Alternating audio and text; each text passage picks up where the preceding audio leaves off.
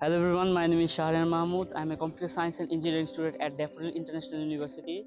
Today I will share something really special, the person whom I consider my idol and my inspiration. আমাদের জীবনে কিছু মানুষ আছে যারা আমাদের চিন্তা, স্বপ্ন এবং মন মানসিকতা সম্পূর্ণ বদলে দেয় এবং তাদের জীবনের সংগ্রাম এবং সাফল্যের মাধ্যমে আমাদের জীবনকে প্রভাবিত করে। তো আমার জীবনেও এরকম আমার আইডল এবং ইন্সপিরেশন একজন মানুষ আছে।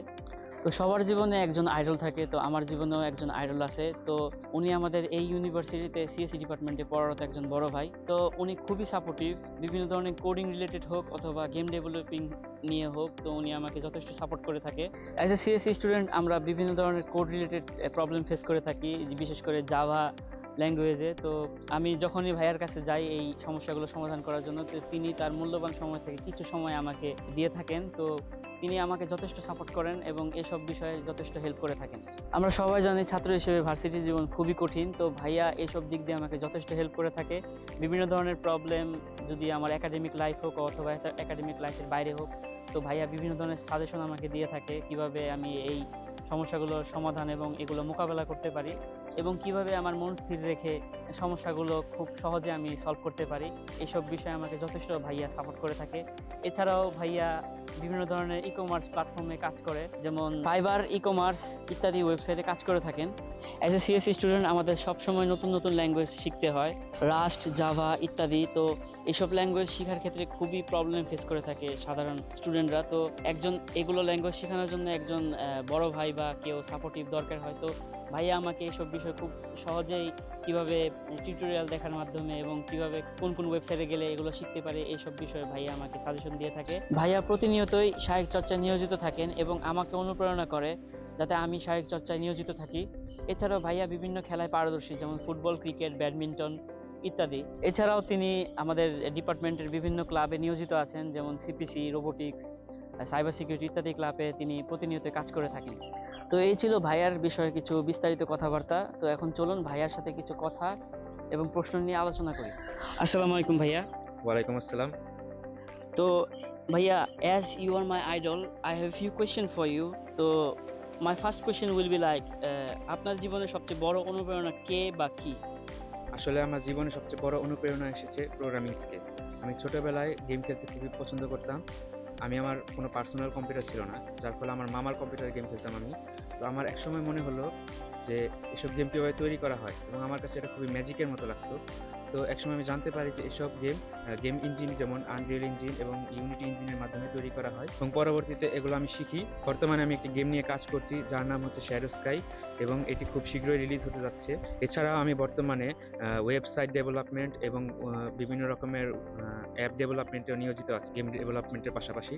এবং যদি এক কথায় বলতে হয় কোয়েশ্চেনটার আনসার, তাহলে আমি বলবো যে আমার জীবনে অনুপ্রেরণা এসেছে প্রোগ্রামিং থেকেই। খুব সুন্দর বলেছেন ভাইয়া। So my second question for you will be like, আপনার জীবনে কোনো বড় সমস্যার সম্মুখীন হয়েছেন কি এবং কিভাবে তা সামলিয়েছেন? আসলে আমি আমার জীবনে সবচেয়ে বড় সমস্যার সম্মুখীন আমার অ্যাডমিশন টাইমে। আমার বাবার ইচ্ছা ছিল আমাকে একজন ডক্টর বানানো, কিন্তু ছোটবেলা থেকে আমার ইচ্ছা ছিল ইঞ্জিনিয়ারিং পড়া। এর ফলে আমার এবং আমার বাবার মতামতের মধ্যে একটা দ্বিধাদ্বন্দ্বের তৈরি হয়। একসময় আমি আমার বাবাকে বোঝাই যে সিএসসি এর গুরুত্ব এবং এর ফ্যাসিলিটিস, এবং একসময় আমার বাবা বুঝতে পারেন। এর ফলে আমার বাবা আমার স্বপ্ন বাস্তবায়ন করেন। এখন বর্তমানে আমি এই ইউনিভার্সিটিরই সিএসসি ডিপার্টমেন্টে পড়ছি, এবং আমার প্রতিনিয়ত নতুন কিছু শিখতে পারছি। খুব সুন্দর উত্তর ভাইয়া। এখন আমার তৃতীয় প্রশ্ন হচ্ছে, আপনার জীবনের সফলতার পিছনে কোনো ছোট একটি অভ্যাস বা নিয়ম আপনাকে সবচেয়ে বেশি সাহায্য করেছে? আসলে আমি কোনো পারফেকশনিস্ট না, কিন্তু আমি সবসময় চেষ্টা করি যে আমার জীবনে একটা কনসিস্টেন্সি রাখার জন্য, এবং আমি চেষ্টা করি যে প্রতিদিন একটু একটু হলেও কোড করার এবং কনসিস্টেন্ট থাকার। এর ফলে দীর্ঘদিন কোড না করা থেকে আমি নিজেকে বিরত রাখি।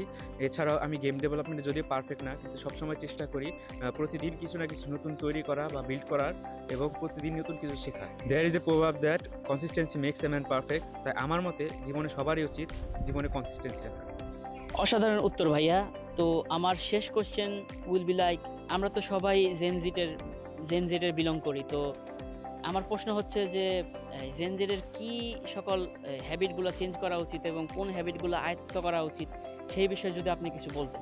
আসলে আমি নিজেও জেনজি জেনারেশন থেকে বিলং করি, এবং আমি আমার আশপাশ থেকে যে বিষয়গুলো লক্ষ্য করতে পারি তা হলো লেট নাইট স্লিপিং, যার ফলে বর্তমানে অনেক শিক্ষার্থীরাই বিভিন্ন রোগ যেমন ইনসমনিয়া এবং বিভিন্ন সাইকোলজিক্যাল প্রবলেমে ভুগছেন। এছাড়াও আমার মতে প্রত্যেকটা স্টুডেন্টেরই উচিত জীবনে কনসিস্টেন্সি রাখা, যেমন আমি আগের কোশ্চেনে বলেছিলাম। এছাড়াও আমি লক্ষ্য করেছি যে স্টুডেন্টরা বর্তমানে বিভিন্ন কোডিং রিলেটেড প্রবলেম সলভিংয়ের ক্ষেত্রে তারা প্রথমেই এআই এর ইউজ নিয়ে থাকেন। কিন্তু আমার মতে প্রথমে তাদের উচিত নিজেরা চেষ্টা করা, এবং যদি তারা একেবারেই ব্যর্থ হন করতে, তাহলে তাদের এআই হেল্প নিতে পারেন তারা। এছাড়াও আমার মতে স্টুডেন্টদের উচিত বিভিন্ন রকমের ফিজিক্যাল অ্যাক্টিভিটিসে নিজেকে নিয়োজিত রাখা, এবং এছাড়াও নিজেকে বিভিন্ন রকমের কো-কারিকুলার অ্যাক্টিভিটিসে অংশগ্রহণ করানো, যার ফলে নিজের মেন্টাল এবং ফিজিক্যাল ডেভেলপমেন্ট নিশ্চিত হবে। ধন্যবাদ ভাইয়া, আপনার মূল্যবান সময় থেকে কিছু সময় আমাকে দেওয়ার জন্য। It's my pleasure.